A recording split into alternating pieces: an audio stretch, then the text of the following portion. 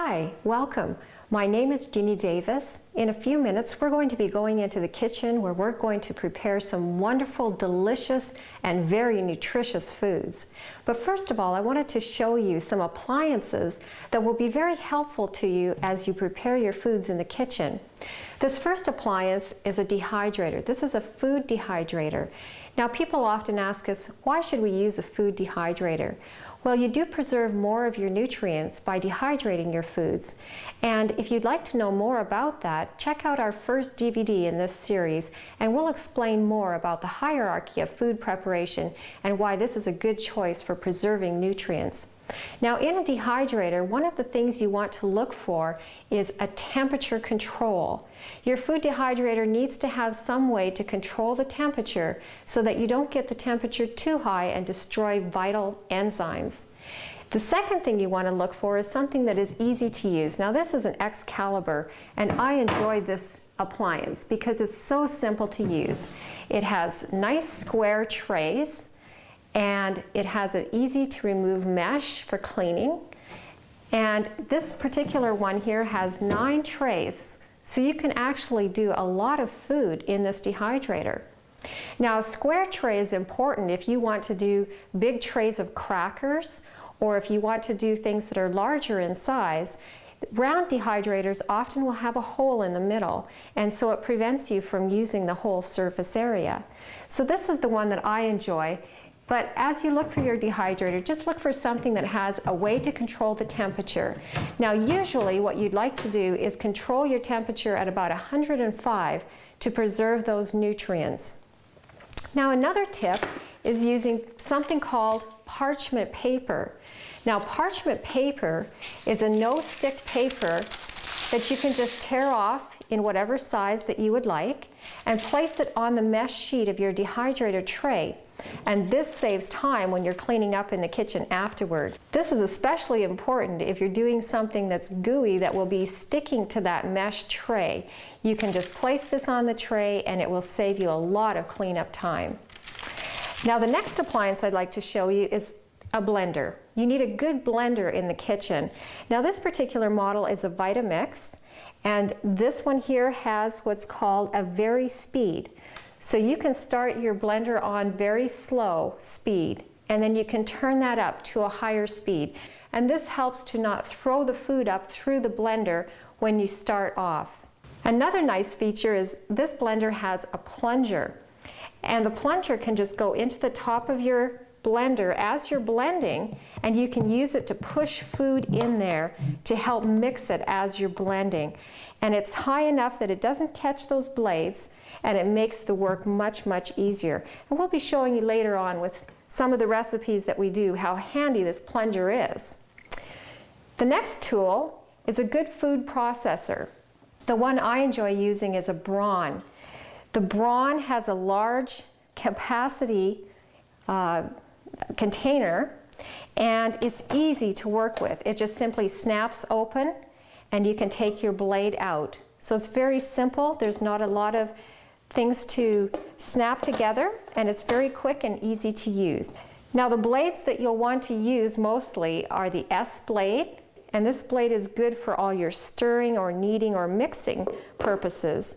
Another blade is called the shredding blade, and this blade will be good for shredding hard vegetables, and I'll be showing you a little bit later on how you can use these blades in the recipes that you'll be making. Now, the next one I'd like to show you is a coffee grinder. This particular model is a KitchenAid, and I find that one the most useful simply because it's simple to use. The lid just comes right off. It has a large size canister here for grinding, so you can do a larger quantity, and it snaps out for ease of cleanup. You can just take this right to your sink and clean that up. Now, this tool is very useful when you're wanting to grind seeds or nuts, especially flax seeds. It does a wonderful job, sesame seeds and things like that, that you might want to grind to a smaller consistency. Now, this little tool here is called a mandolin slicer. Now, this mandolin slicer has a very sharp blade across here, and we can turn the handle on this to make the opening wider or smaller. We can also turn it and bring up little sharp blades for dicing. So this is a wonderful little tool for dicing, or if you want to do very thin slices of vegetables on here, and it has a nice little container for capturing the vegetables that you've sliced. Just be very careful, those blades are very sharp. Use this little plunger tool to hold onto your fruit or vegetable, whatever you're slicing, and very carefully slide it across those blades. So I hope this will be helpful to you in showing you some good appliances you can use in your kitchen, and let's go get started and make some wonderful foods.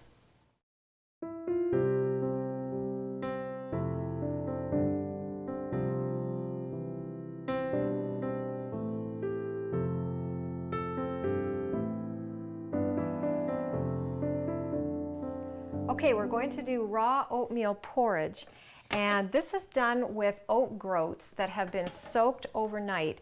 Now this is not rolled oats, this is the actual grain, the groat, and we soak 1 cup of oat groats overnight in water and then drain that off. I'm going to put that in our food processor.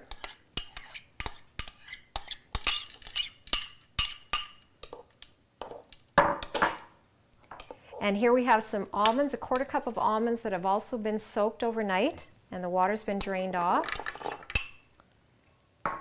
And we have 8 medjool dates that we've pitted, and they've been soaked overnight. And I'm going to put them in without the soak water. If we need a little bit more liquid, we can add that soak water in as well.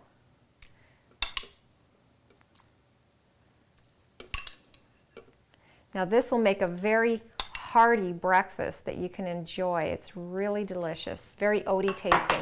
Now we're going to add a banana, fresh ripe banana to this.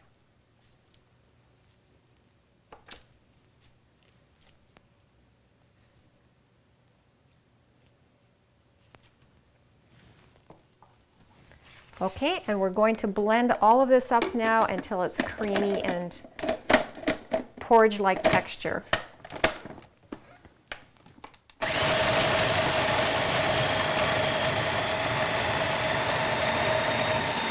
We're just going to stir that a little bit.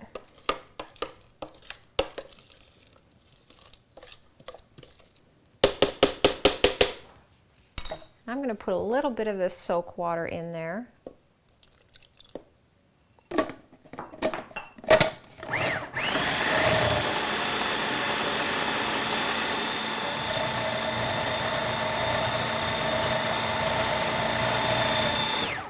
Okay.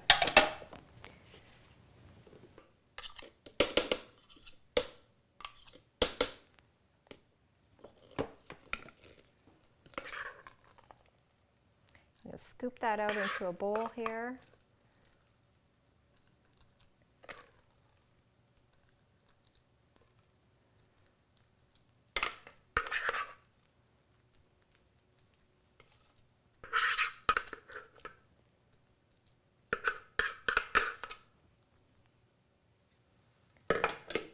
And there we have raw oatmeal porridge that you can top with your favorite fruit and enjoy for breakfast.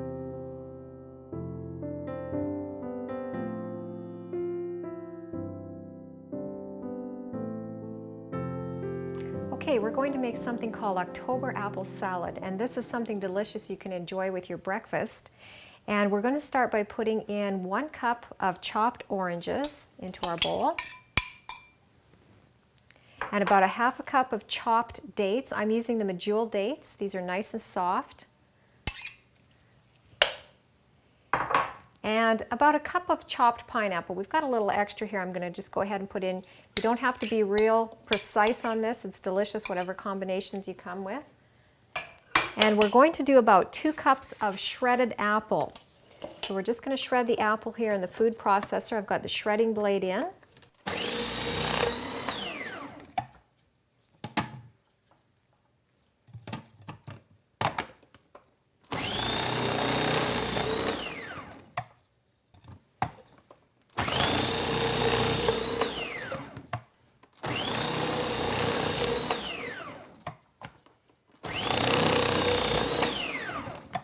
And I've peeled these apples so that they don't have the coarseness of the peel in there, but you don't have to. You can leave the peel on if you'd like.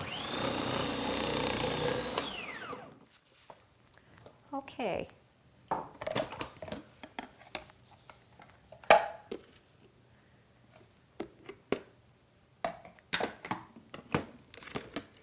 We're going to add this to our bowl now. We've got this shredded apple.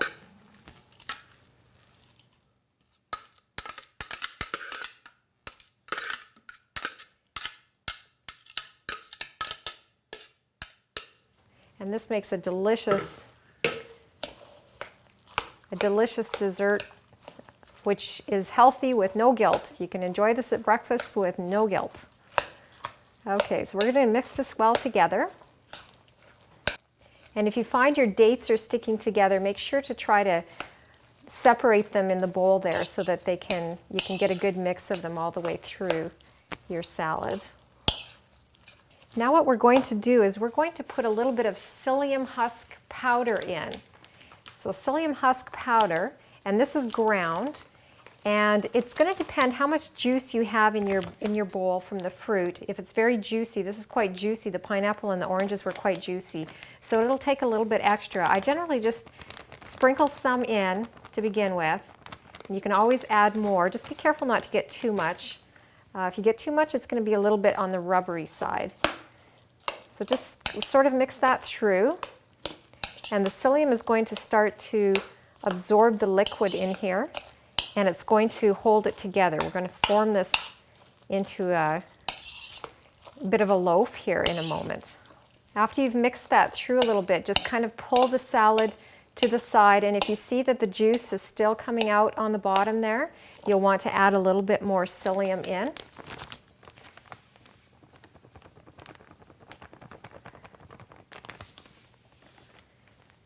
Okay, so we'll mix that through well.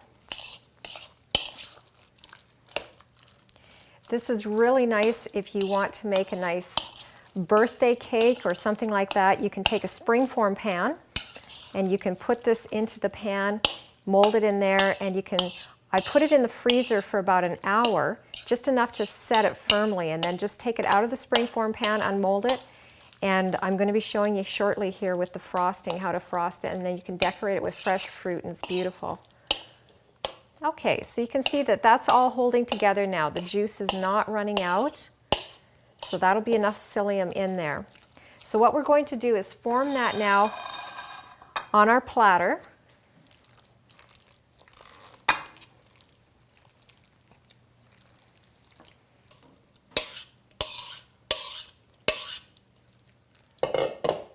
And we're just going to kind of shape this a little bit. And you can shape it how you like it, if you like it round or oblong. Some people like to make it thicker.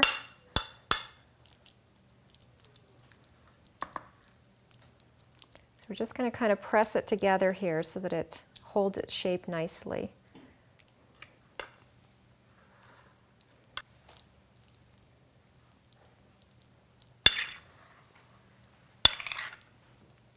Okay, and once you get that into a nice shape, the shape that you want, and it's pressed together well, we're going to make a frosting now to go on top of this. And the frosting is done with cashews, and we've been soaking those cashews overnight. 1 cup of cashews soaked in 1 cup of water. Okay, and we're going to add to that now about a tablespoon of honey. And we're not going to measure this because it's not real important, just close to a tablespoon.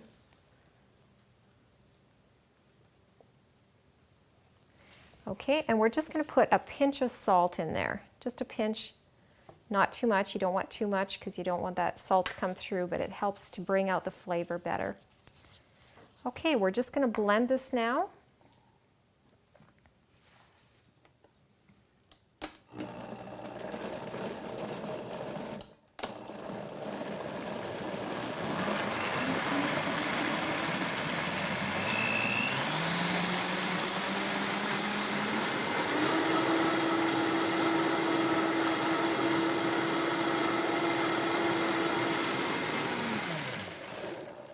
Okay, you want to make sure to really blend that well. Those cashews need to be well blended. You don't want pieces in there.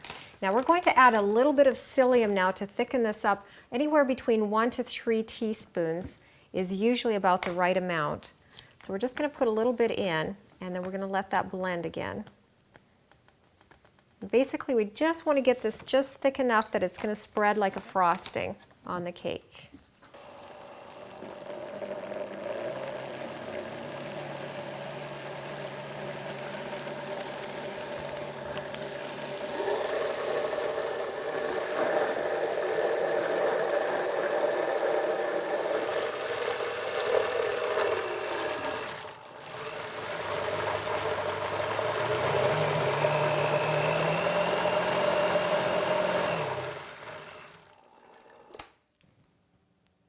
Okay, that's a good consistency. So we're going to frost this October apple salad.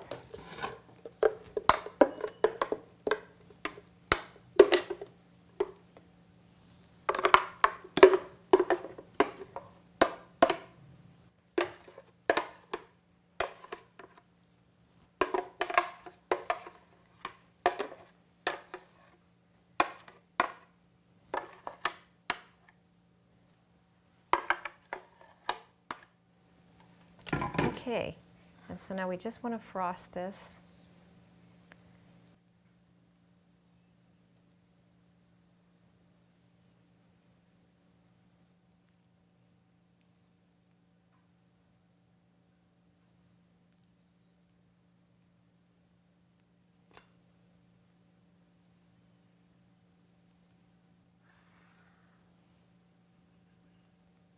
Okay, there we go. Okay, we're going to decorate this now, just with some poppy seeds on top.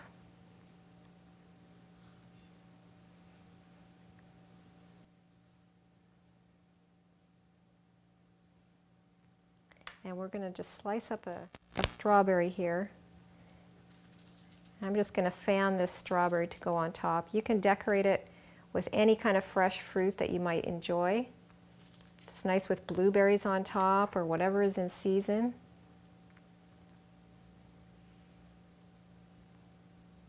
And there you have October apple salad.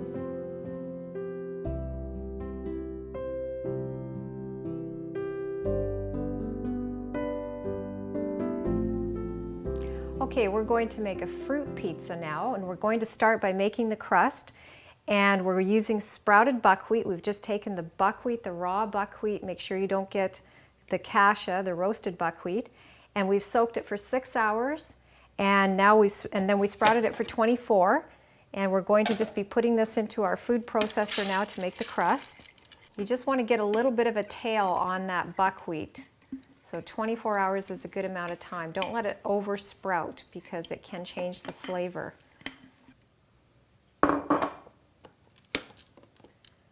Okay, and to this now we're going to add 1/3 cup of olive oil. And again, we're using organic cold pressed olive oil. And 1/3 cup of maple syrup. And we're going to be doing this crust in the dehydrator to preserve the nutrients. And we're dehydrating at 105 degrees. So you want a dehydrator that has a thermostat control on it so that you can adjust the temperature accordingly. Okay, and now we've got 1.5 cups of raisins. And we're using organic raisins here. The reason we use organic, we try to get organic raisins or organic grapes, if we're buying grapes, just simply because they're heavily sprayed. So it's better if you can get organic. Okay, so we're just going to let this process now.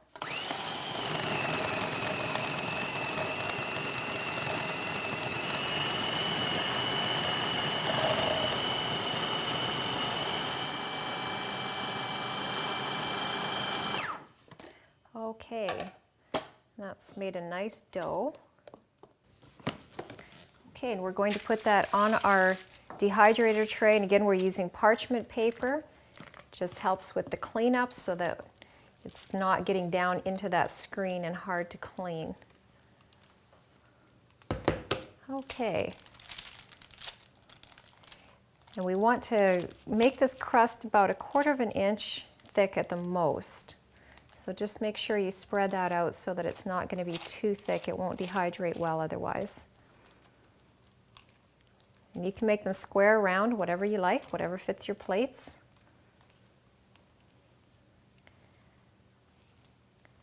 Okay. And we're going to put that in the dehydrator now. That's going to dehydrate for about 18 hours at 105 degrees. And halfway through the dehydrating time, we'll actually flip that over so that, and take this parchment paper off so that the other side can get the air to it. It'll dehydrate better. Okay, we'll be back and show you how to load the fruit pizza.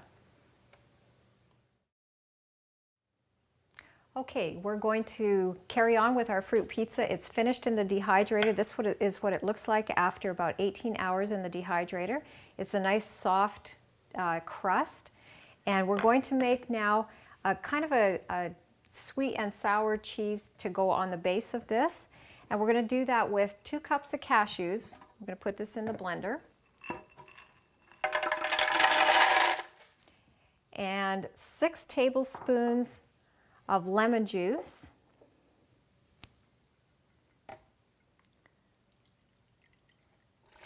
You can put a little bit more if you like the little tart flavor a little more. And 1/3 cup of honey.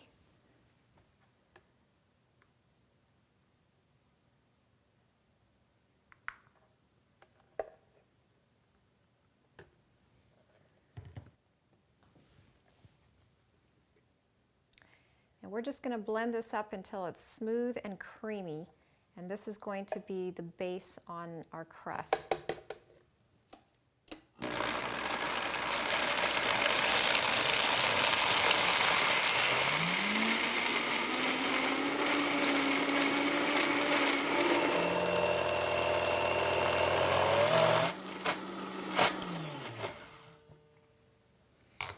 Okay, that looks pretty good. So we're going to put that cheese onto our fruit pizza crust here.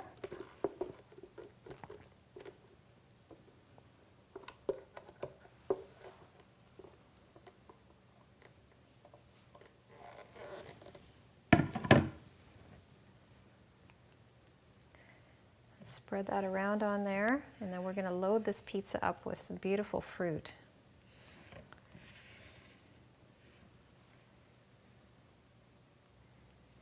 And buckwheat is a warming food, so it's a great food for having in winter or cool weather.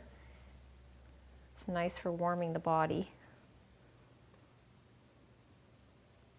You can see that this is very, very thick, and it makes a nice consistency to go on this pizza. Okay, we're going to start by putting some sliced bananas on the base. You can layer these in whatever order you like. But I've sliced them fairly thin. You don't want them too thick.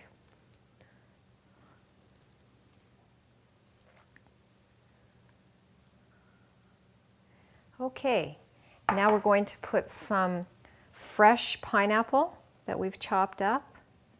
And we're just going to sprinkle this on.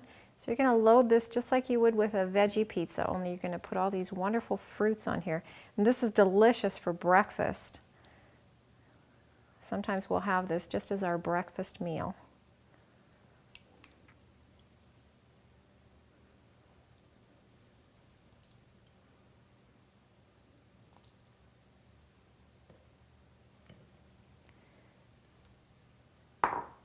Okay, we're going to put some fresh kiwis on there.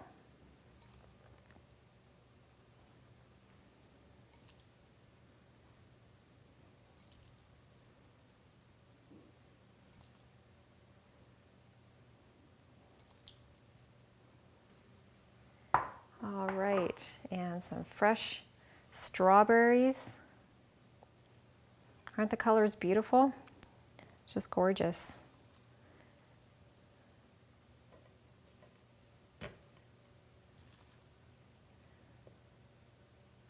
Okay, and now we have some fresh blueberries. We're going to put these on top.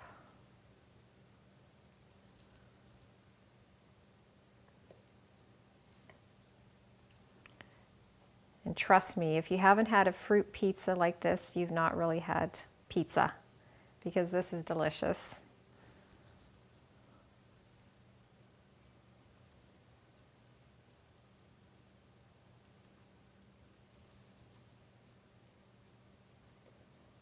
Okay.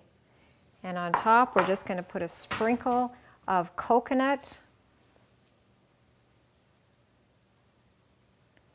And this is organic shredded coconut. And there we have a delicious fruit pizza that you can enjoy for your breakfast. Enjoy.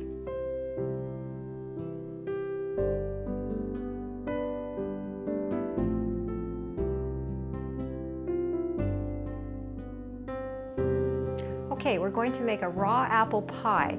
And the crust on this one is 2 cups of walnuts and 5 medjool dates that we've pitted. And they're in the food processor here. I'm just going to grind these until they're nice and gooey.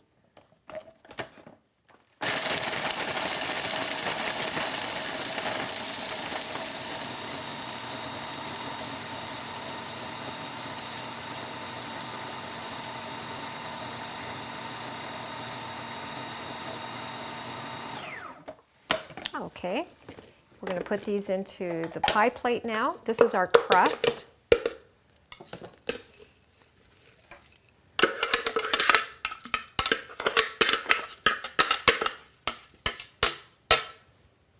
Okay, we just want to press this out into our pie plate.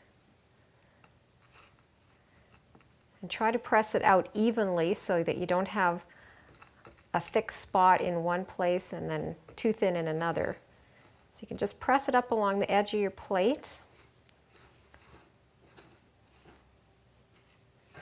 Okay, we'll just get that shaped a little bit here.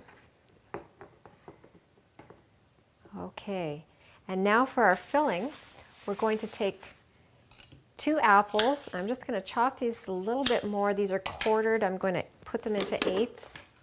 And we're going to put these into the food processor.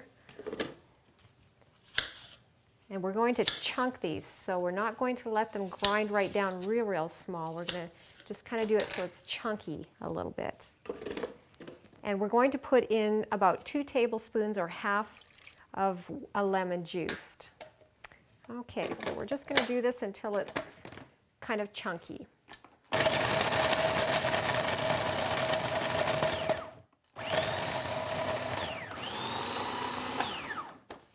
Okay.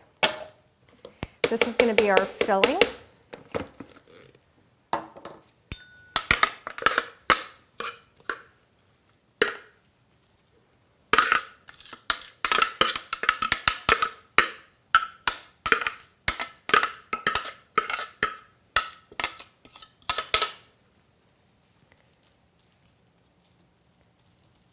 Okay, and on top of this, we're going to be putting some more apples.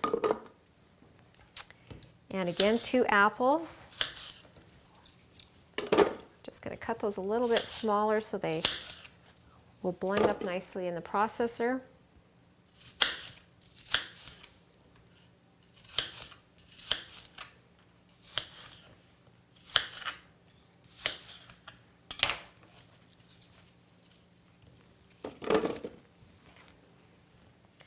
Okay, and we're going to put in another 2 tablespoons of fresh lemon juice, or you can do half of a lemon approximately. We're going to put 1 teaspoon of cardamom in, and that will give it almost a cinnamon-like taste. And then 1 cup of raisins, and I'm using organic raisins here, and 1 ripe banana. We're going to put this in as well.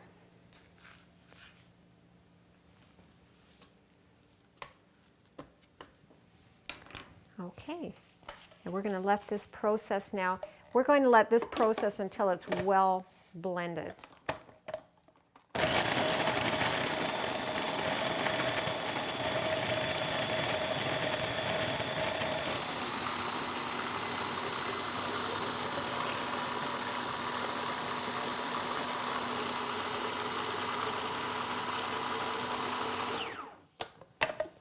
Okay.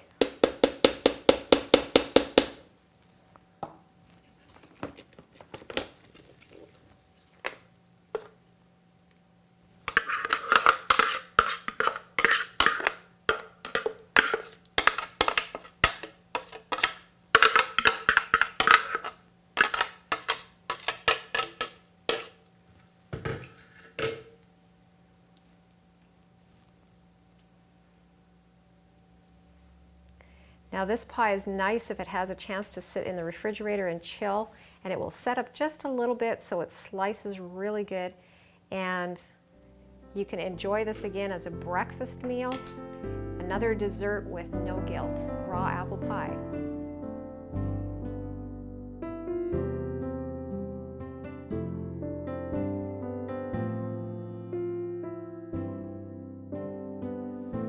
Okay, we're going to make a pecan pie here, and this crust on the pie is going to be made a little bit differently. We've got sliced bananas, a layer of sliced bananas, and then we're going to put a layer of thinly sliced mango.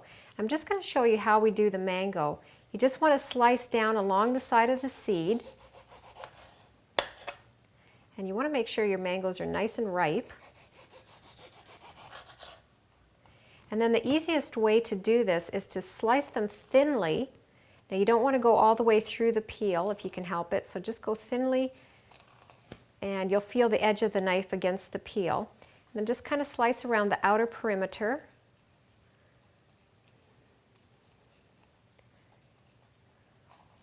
And then we'll just sort of peel that back. And we've got thin slices now of mango that we can put into the pie there. So we'll do this one as well.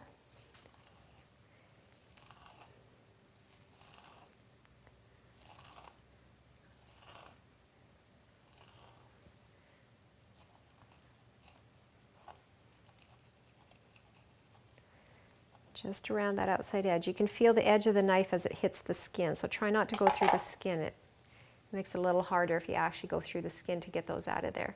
And we'll just take those slices out. There we go. Okay, so we're going to put the slices of mango in the bottom of the pie plate here. And this just makes a delicious crust on your pie.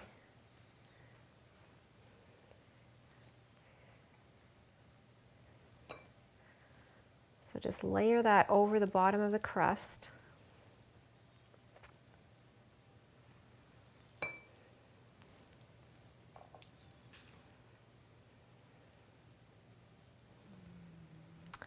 And then we're going to put another layer of thinly sliced banana on top of that. So you want to make sure you have a good layer of that mango in there. It gives such a good flavor to this pie.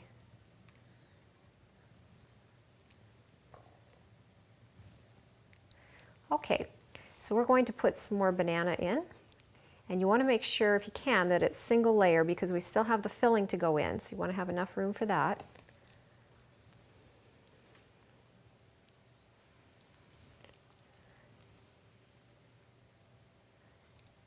And this is a pie that you can enjoy eating for breakfast. In fact, we often have this pie for breakfast. It's really good.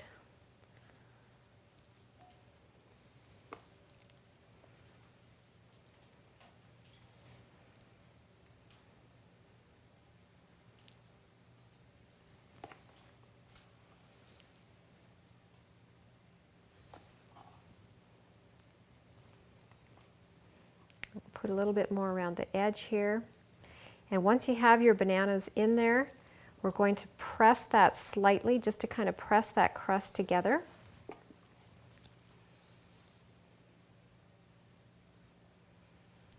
And make sure your bananas are nice and ripe as well, because that definitely will affect the flavor if your fruit is not ripe.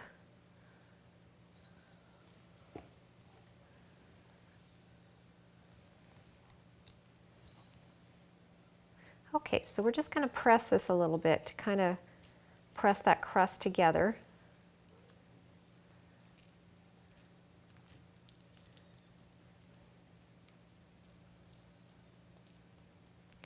Okay, now we're going to make the filling.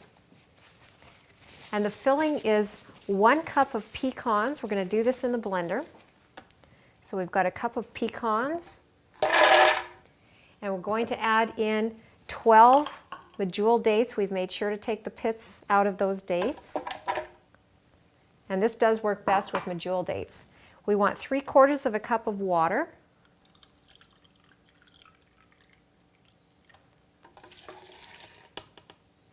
And just a pinch of sea salt. Okay, we're going to blend this now until this is nice and creamy.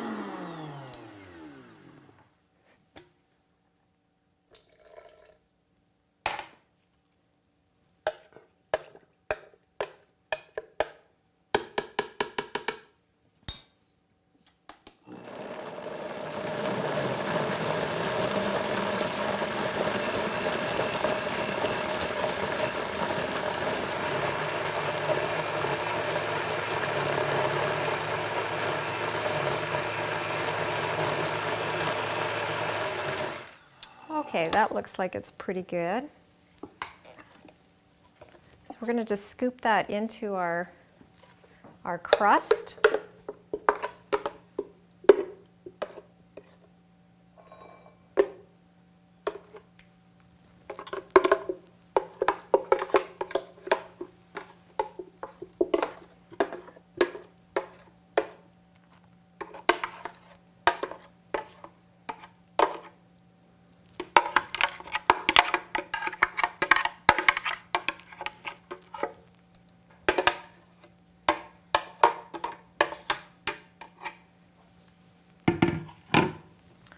Okay, we're going to spread that out in the crust here.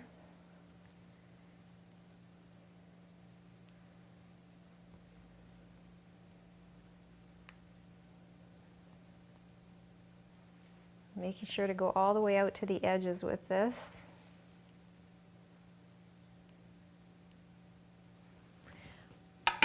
Okay, and now we're going to mix some honey with some pecan halves that we've got here, about a half a cup. And we're going to just mix a couple tablespoons of honey with this.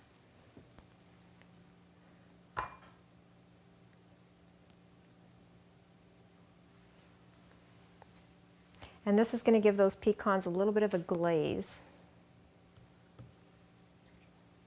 Now, if your honey is really thick, you may want to put just a touch of water in there to thin it a little bit.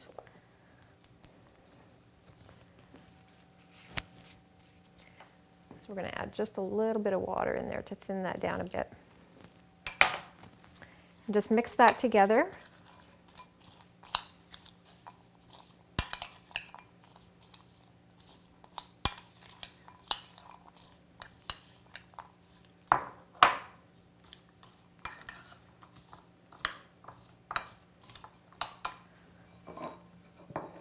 Okay, and now we're just going to place those halves on the pie.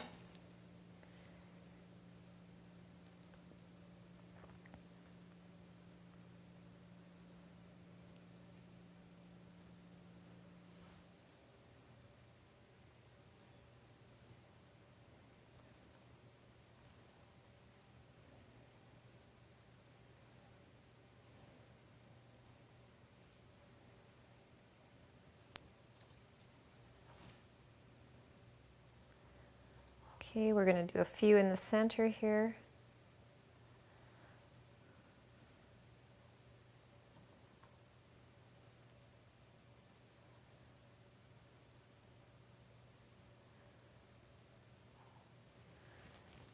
Okay, and there's our pecan pie.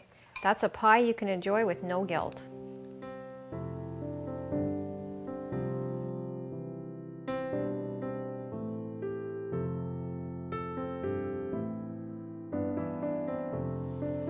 Okay, we're going to make carob fudge, and in the bowl here I have 1 cup of honey and 1 cup of peanut butter. And we mix that together really well. This is a crunchy peanut butter, it's organic. And we're going to add to that 1 cup of carob powder and 1 cup of sunflower seeds, a half a cup of coconut, and a half a cup of sesame seeds. And we just mix this all together.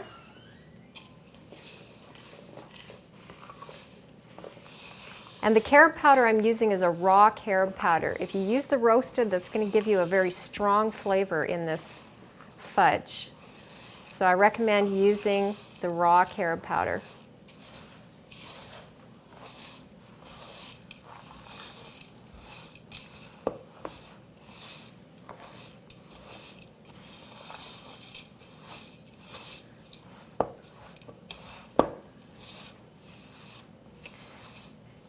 And you'll have to work this a little bit to get everything mixed in really well.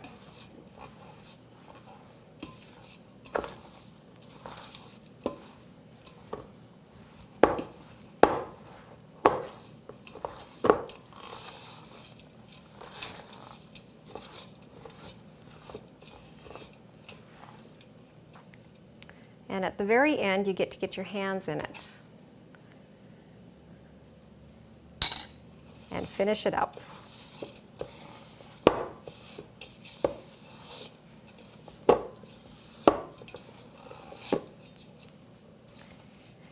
Make sure it's well mixed because you need to make sure the flavors and all the seeds have been mixed together. There's no lumps of anything sitting in there.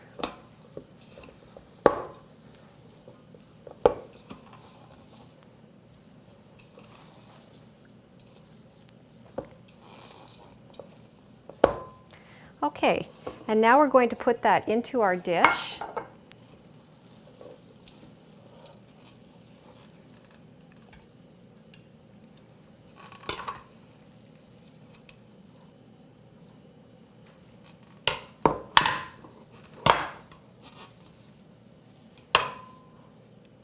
And you can see that's very, very thick.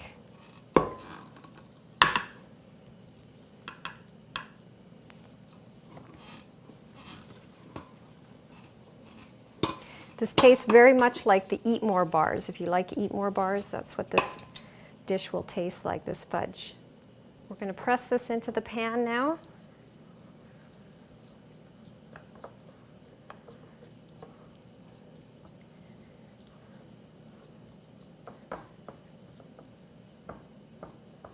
And this can also be done with almond butter.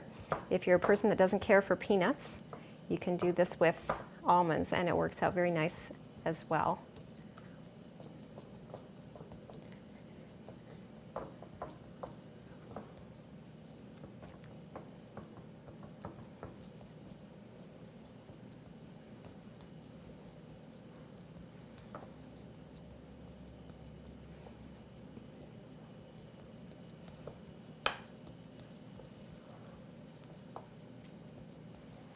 Okay, and we'll just score this into little squares before we put it in the fridge to chill.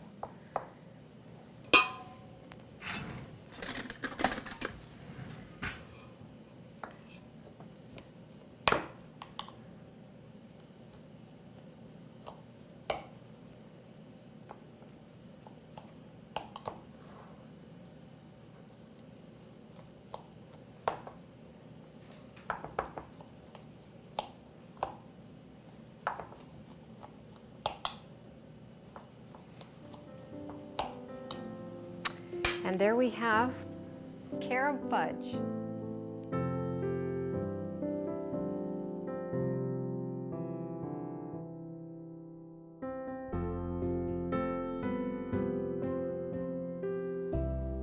Okay, we're going to make some coconut fudge here.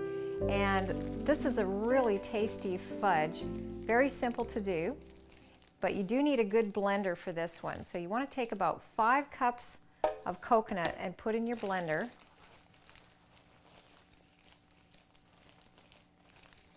And make sure to use organic coconut because the non-organic coconut has preservatives in there that are very harmful to your health and cancer causing. So we're going to put 5 cups of coconut in here, shredded coconut.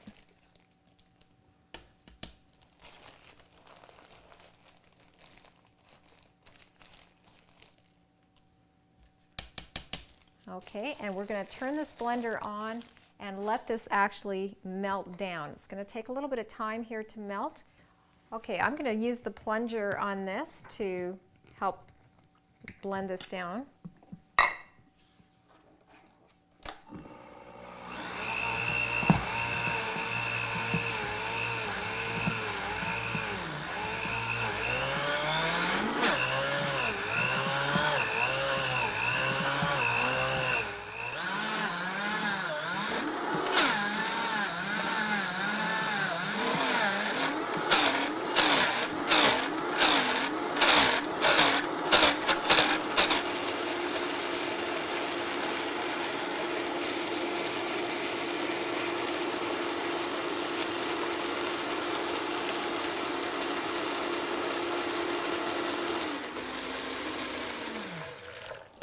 Okay, we're going to put in a half a cup of honey now.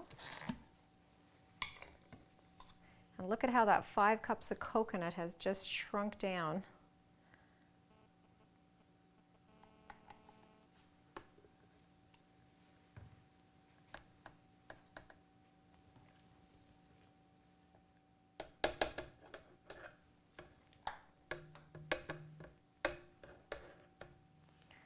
Okay, and we're going to blend that again.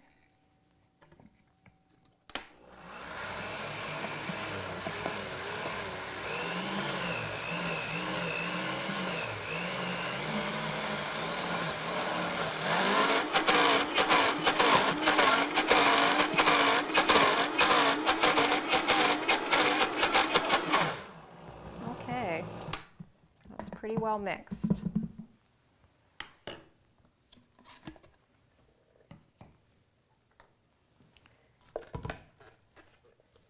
Okay, we're just going to scoop this out into our pan here. And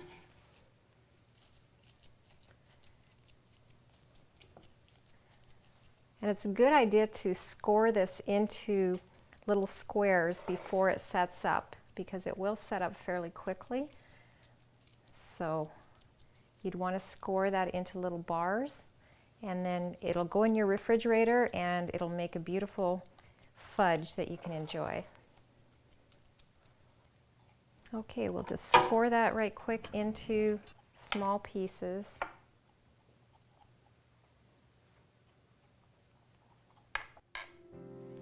And there you have coconut fudge.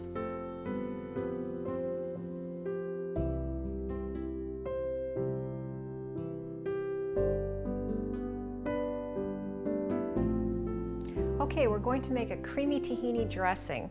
And again, we're going to use the Vitamix blender for this. We're putting in 1 1/4 cup of water, 1 cup of raw cashews, and we're putting in a half a cup of fresh squeezed lemon juice. And again, I don't recommend buying lemon juice in the bottle because of the additives that they have in there.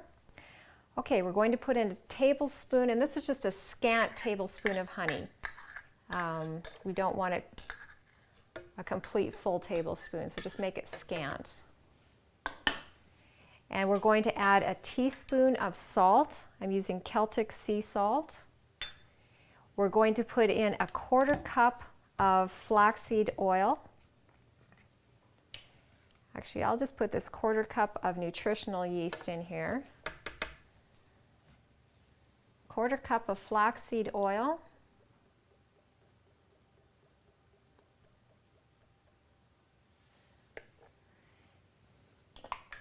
We're going to put in 2 tablespoons of tamari. I'm just using an organic tamari, non-alcohol. For raw food, I use non-alcohol tamari.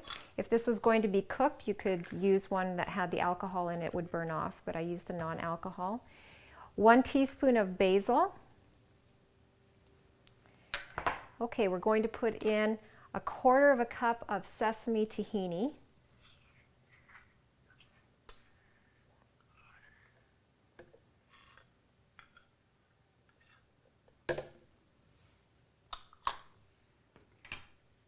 Okay, and we're just going to blend this now until it's nice and smooth and creamy.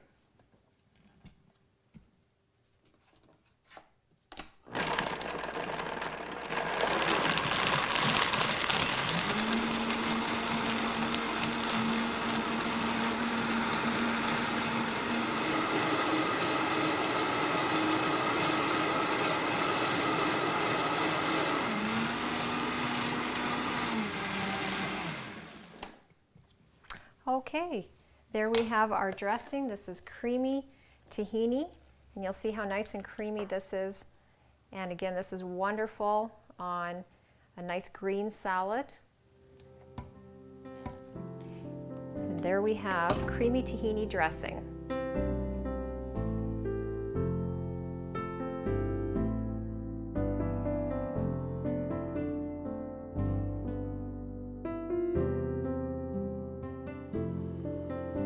Okay, we're going to make a French dressing. This is a nice dressing that can be either used more like a spread for your bread, or it can be thinned a little bit and used on your salad dressing, on your salad as a nice dressing.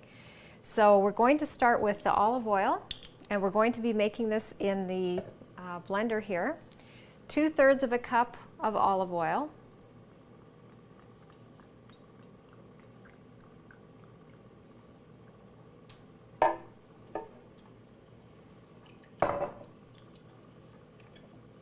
And we're going to put in 1/2 cup of water.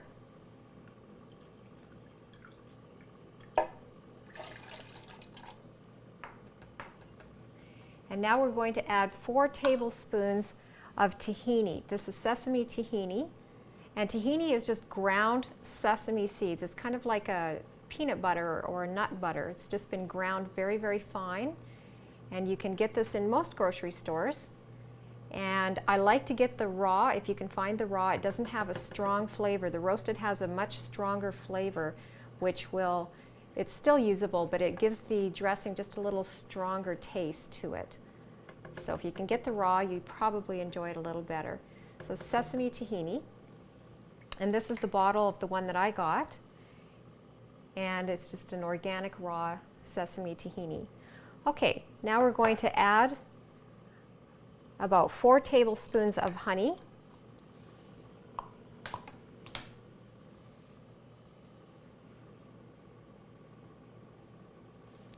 And we're actually going to put just a little extra than the 4 tablespoons.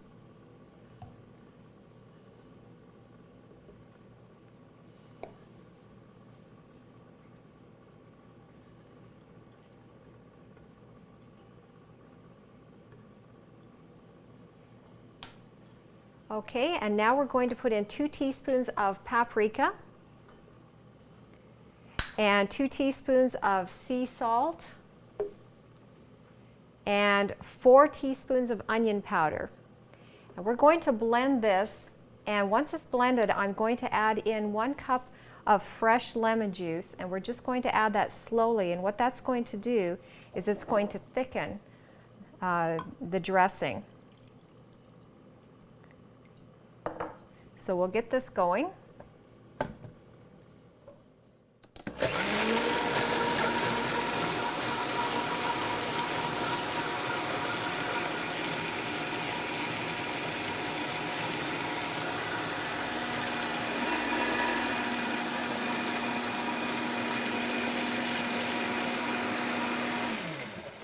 Okay, I'm going to turn this on and let it run, and while I put the lemon juice in, I'm just going to dribble the lemon juice in very slowly, and it's going to thicken this mixture up.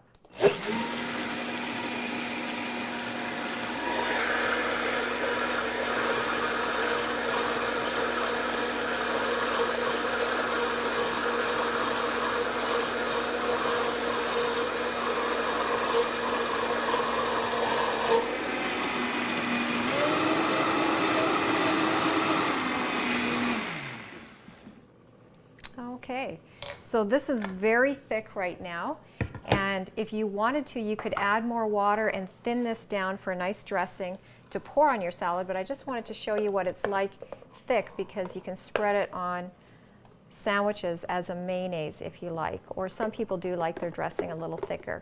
But if you wanted to thin this, all you would do is just add a little bit of water, and it doesn't take much to thin it back down. And there you have your French dressing. You can see how thick this is. Nice for spreading as a mayonnaise in your sandwich if you like. And that's French dressing.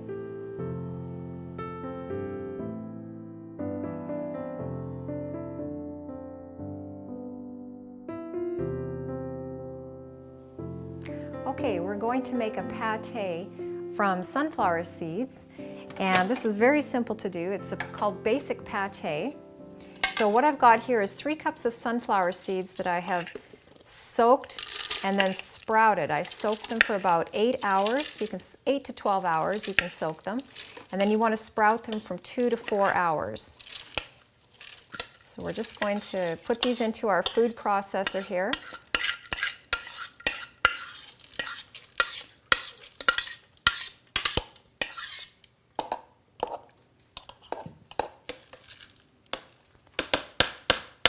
Okay, and to that we're going to add 3/4 of a cup of fresh lemon juice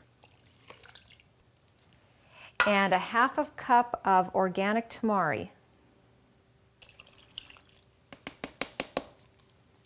And we're just going to let this process now in the food processor. We're going to grind it up.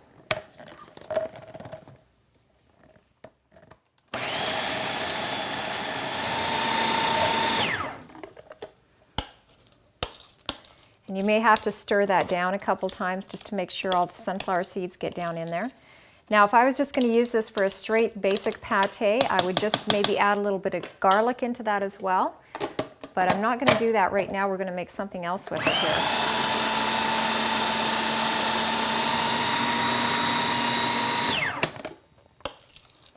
And we'll stir that one more time just to make sure those sunflower seeds are well mixed there.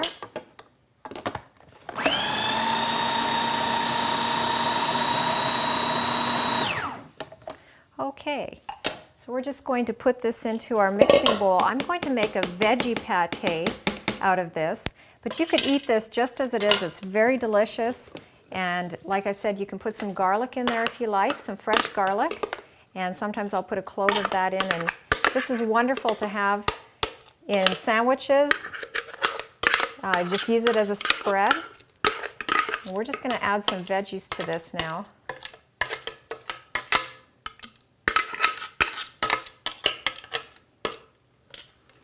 Okay, so here's what basic pâté looks like. And to this now we're going to add, I've got 3 stalks of celery that have been finely chopped. And with raw food, you want to make sure that it's been chopped quite fine because this is it's not going to be cooked. And so you want to make sure that no one's going to end up with a big bite of one thing. So chop your foods fine. So we've got 3 stalks of celery. We've got 1/2 of a red bell pepper. We've got 1/2 of a small yellow onion.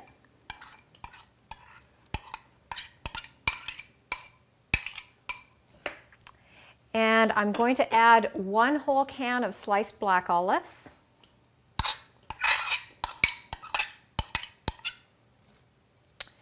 And to that, I'm going to put in some of these alfalfa sprouts. We showed earlier how to do sprouting. So I'm going to put in approximately about 1 cup of these. And this is going to give a nice texture to this pâté. So we're just going to mix all this together.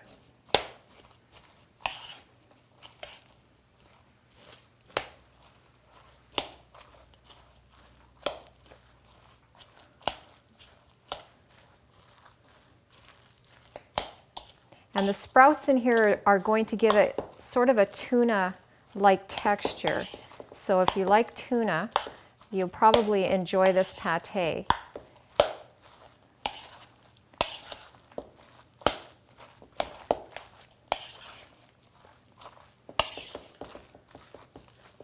Okay, you want to make sure that everything's been mixed thoroughly through.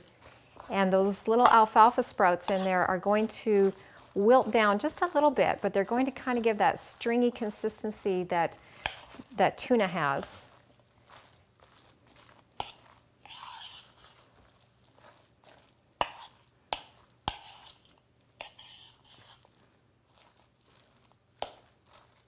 Okay, and there we have a nice veggie pâté that you can use in sandwiches or just enjoy as is.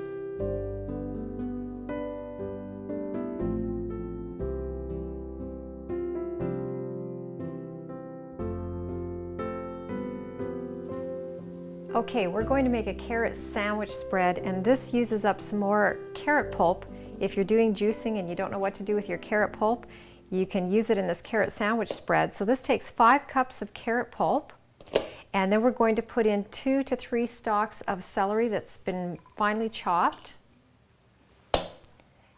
and half of a large red bell pepper, and we've got half of a cup of onion. We're putting in half of a cup of finely chopped walnuts, and then half of a cup of black olives. And to this mixture, we're going to add some creamy tahini dressing. And that was a recipe that we did earlier.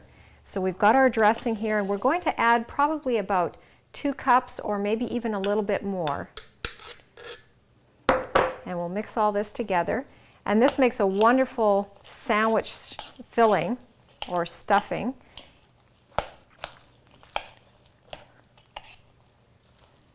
You want enough dressing in there to make it nice and moist.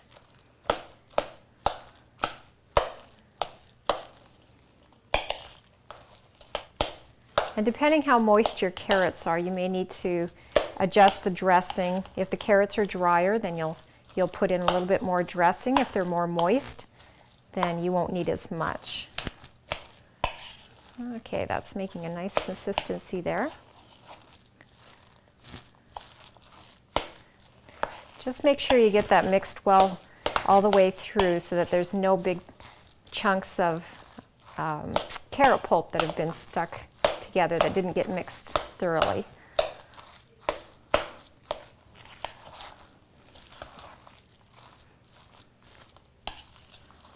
Okay, and this is wonderful. You can eat it as is, or you can put it into a sandwich and you can enjoy. So there you have carrot sandwich stuffing.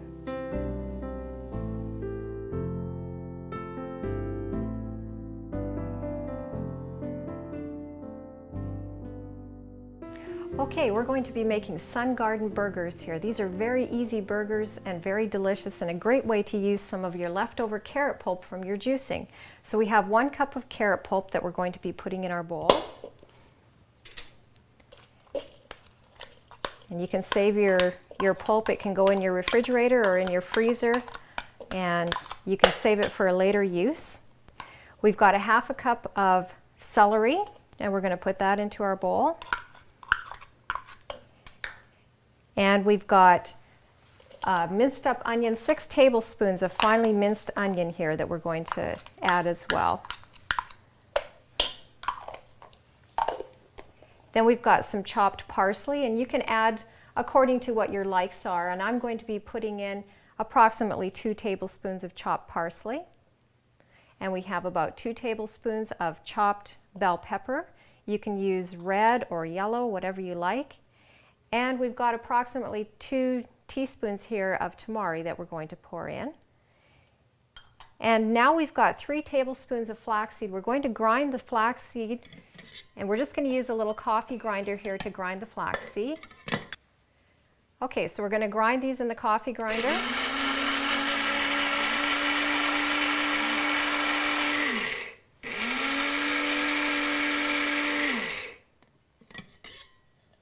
Okay, and we're just going to add this to our dish here. We've got about 6 tablespoons of water, and we're going to stir this in. This is like a binder. This is going to work like a binder instead of using egg in your recipe.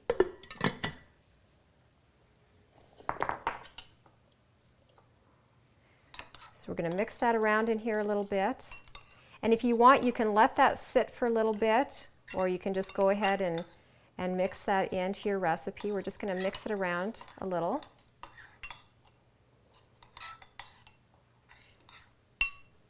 Okay, we're going to add that to our recipe. Mix this all together.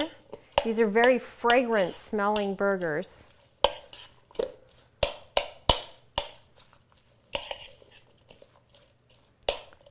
Okay, and now we have 1 cup of sesame seeds, or sunflower seeds rather, and we're going to grind these up in the food processor here.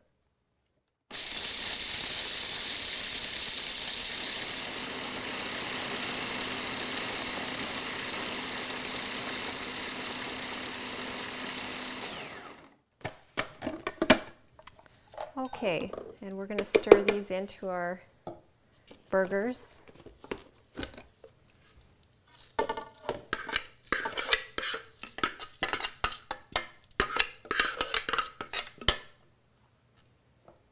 And that's all there is to these burgers. Very easy to do. We're going to pop them in the dehydrator here in a minute.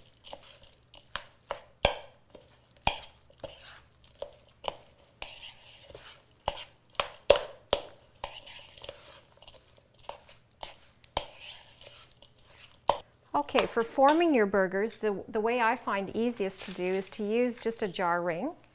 And that makes all your burgers the same size. And you can use the smaller jar ring or the larger one, depending on what size of patties you want to make. So we're just going to form these burgers now.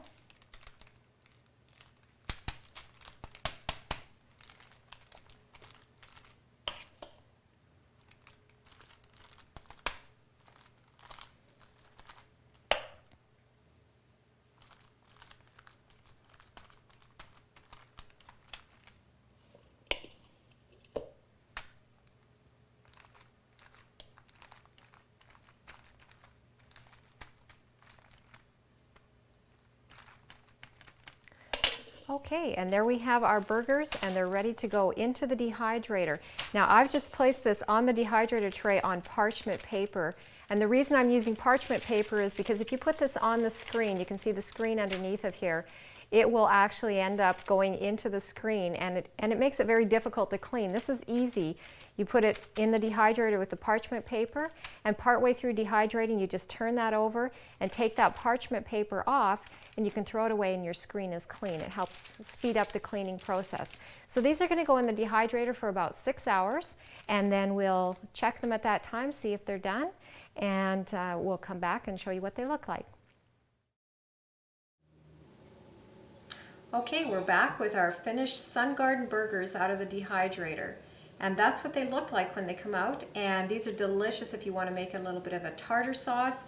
You can do it with either cashews or tofu. Chop up a little bit of onion. I do homemade dill pickle that's done with lemon juice instead of vinegar. And it goes delicious on these burgers. You can enjoy them for your lunch. So there you have Sun Garden burgers.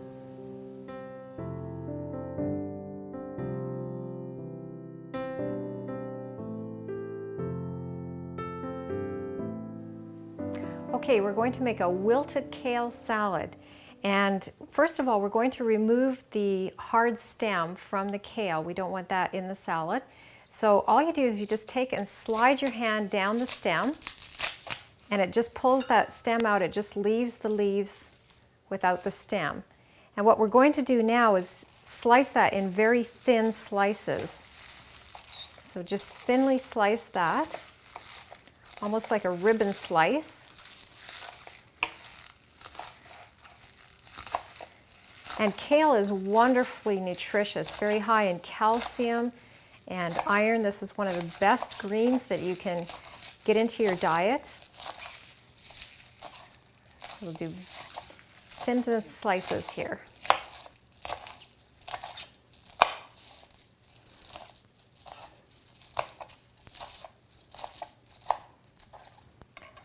Okay, we're going to add that to our bowl here that we've got of sliced kale.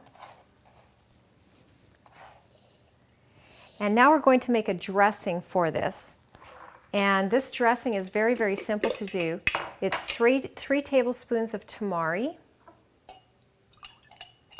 3 tablespoons of olive oil, 3 tablespoons of lemon juice, and 1 tablespoon of onion powder. Now, if you enjoy garlic, you can put a little bit of garlic powder in there as well. And we're just going to shake this up.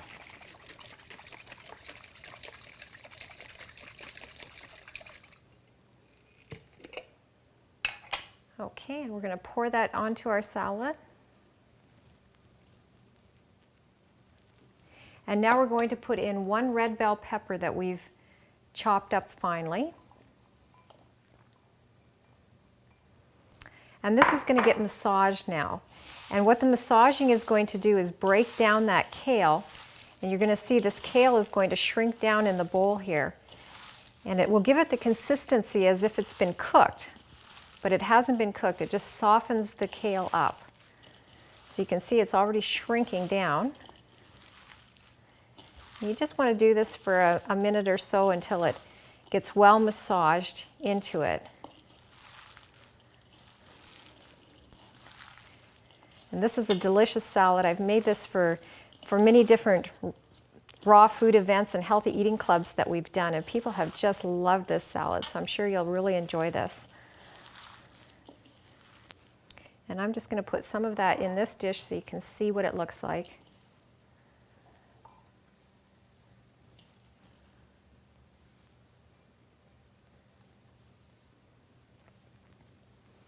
Okay, and there you have a very nice and healthy salad that you can enjoy, wilted kale salad.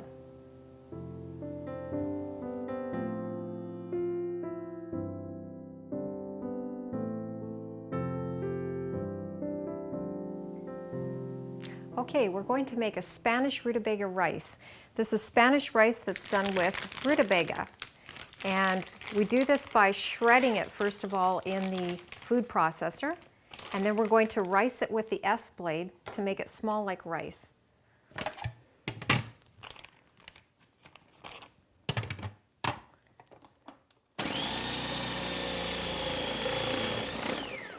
And we want to get about 3 cups of shredded rutabaga here.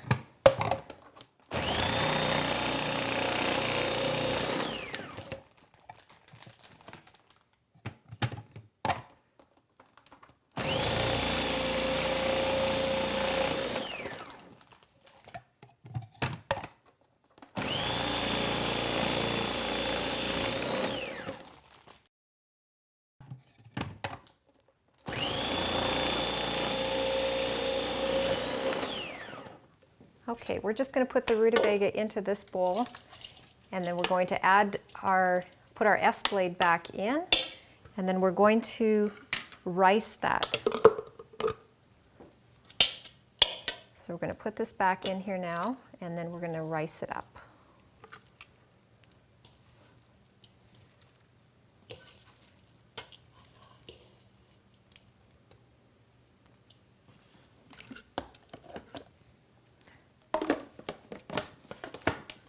Okay, the way we rice it is by pulse chopping it. So we're just going to pulse this a little bit, and then we're going to stir it. So this takes a little bit of stirring and pulsing it until it rices down nicely.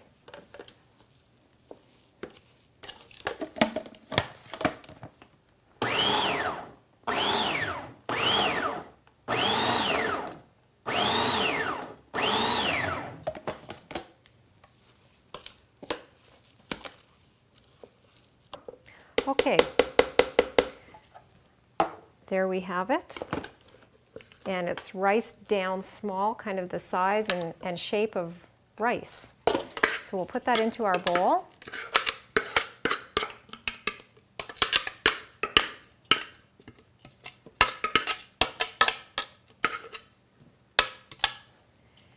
Now we're going to add in 2 tablespoons of olive oil.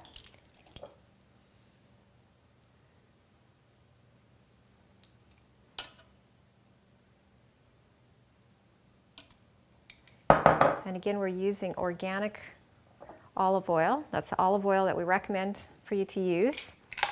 And we're going to put in about 1/4 cup of, these are sun-dried tomatoes that we've just put in the blender, and we've ground them down into a fine powder.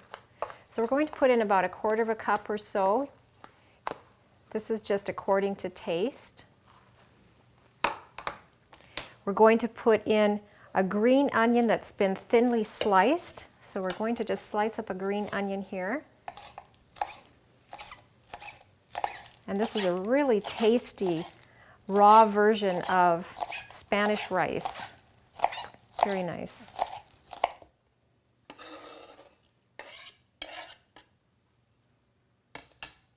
Okay, and we're going to mince up some garlic.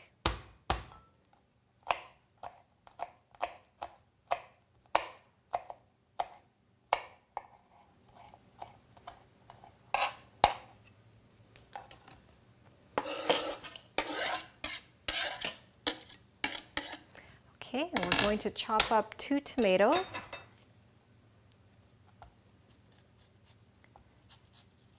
And again, we're using organic tomatoes. And if you have watched our presentation on genetically modified foods, you'll know why we recommend using organic tomatoes, because tomatoes are one food that has been modified.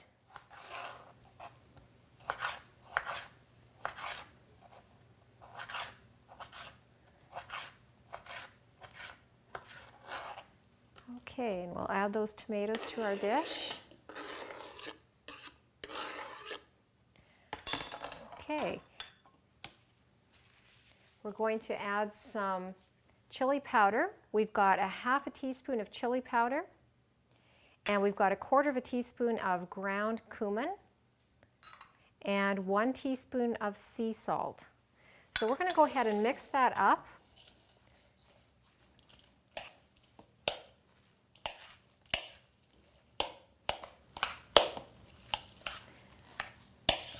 Okay, and we're going to add now some organic corn. This is frozen corn that has been thawed. We're going to add a package of that. And of course, if you had fresh available to you, you could always use fresh. We've got a can of green chilies. These are mild green chilies.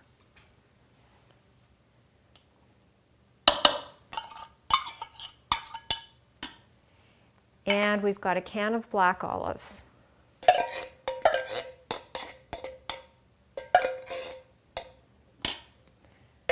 Okay, and we're just going to mix all this up here.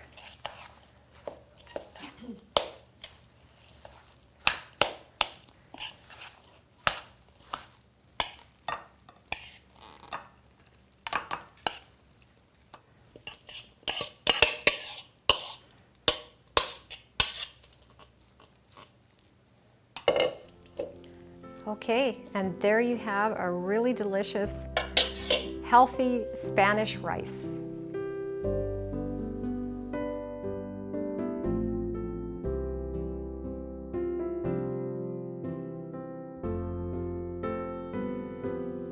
Okay, we're going to do an Italian style pasta toss. And this is using some corkscrew macaroni. And this has been cooked. So this is the only cooked part of this dish that we're going to have. And to that, we're going to add about 1 cup of cauliflower florets, about 1 cup of broccoli that's been cut up into florets. And we're going to put about 1/2 cup or so of peppers, sweet peppers. You can do just red, or you can do a mix of them if you like.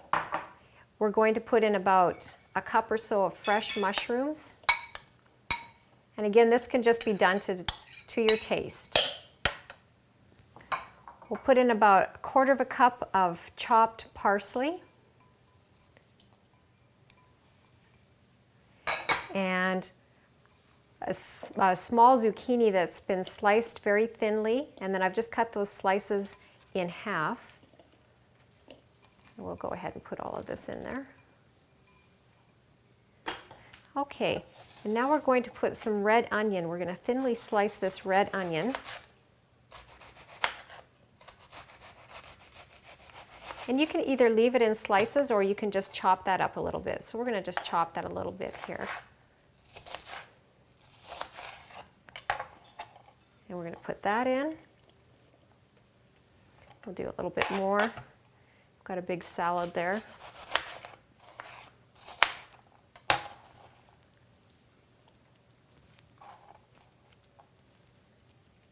Okay, and we're going to cut some tomatoes into wedges and add that into our salad.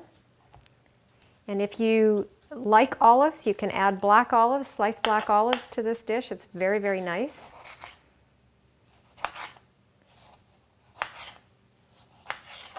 We're just going to leave these tomatoes in wedges for this salad.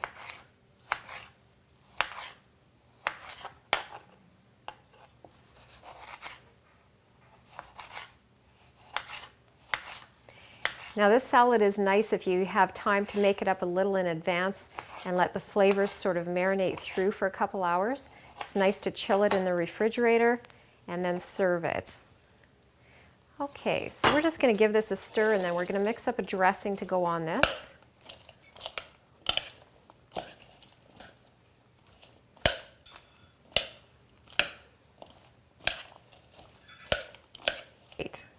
We're going to mix up a dressing now, and this dressing, it takes a half of a cup of olive oil,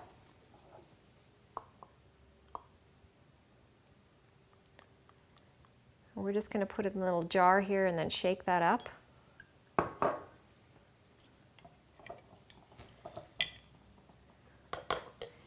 This is kind of an Italian style flavor dressing. We're going to put about 2 to 4 tablespoons of lemon juice.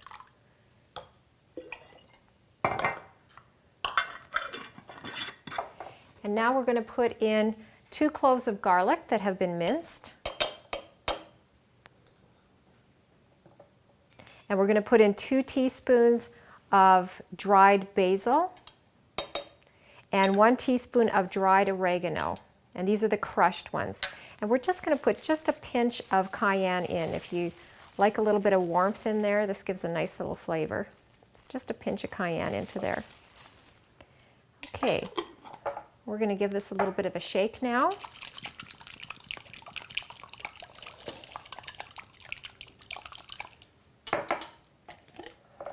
And we're going to pour that over our salad.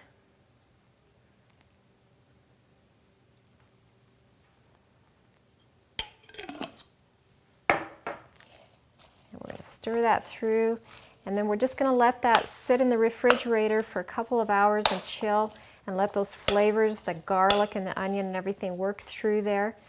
And this will be a delicious salad that you can enjoy and your family will enjoy. And there you have Italian style salad pasta toss.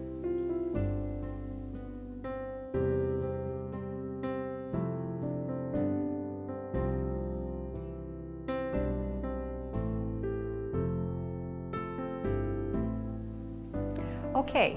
We're back, and we're going to make the loaded pizza now. We've got our crust here. This has been dehydrating for about 12 hours in the dehydrator. And we're going to make a cheese now to go on that. This is called raw Alpine cheese. So we start with a half a cup of water. And this cheese, we'll just make it in the blender. 1 cup of cashews. A 1/4 cup of nutritional yeast, and we'll put in a 1/4 cup of fresh squeezed lemon juice,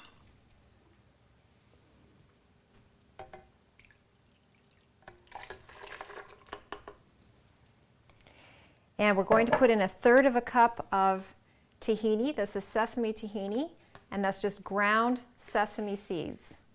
And you can usually get that, most grocery stores will carry it. And if you can find the raw, that's definitely going to give your cheese a nicer flavor than the roasted. So that's the one I usually try to find, is the raw tahini. Okay, and to that now we're going to put in a tablespoon of onion powder and 2 teaspoons of salt, when we're using sea salt there, and a 1/4 teaspoon of garlic powder. Now this is going to make a fairly thick cheese, and we're going to just blend that up really well in the blender here.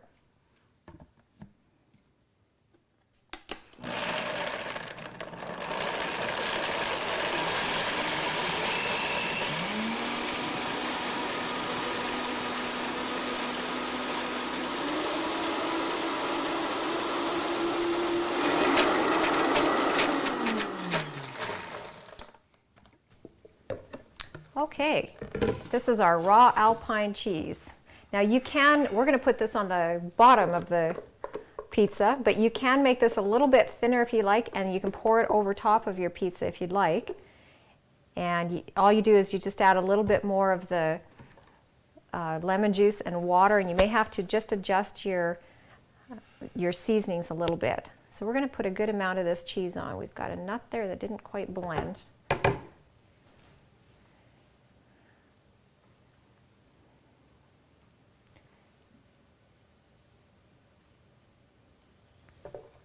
Okay, now we're going to put our toppings on. So we've got mixed bell peppers. So we'll just put a nice amount of bell peppers on. And you can just do this according to taste. You can put on whatever pizza toppings you like.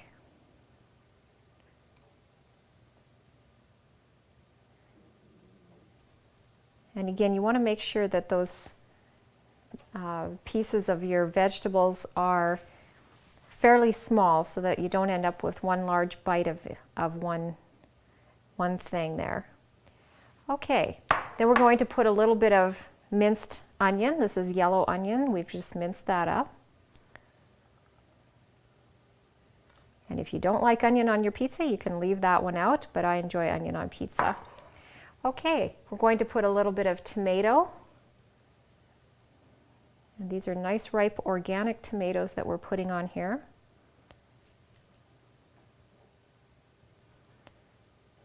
And you can pile as much stuff on as you like.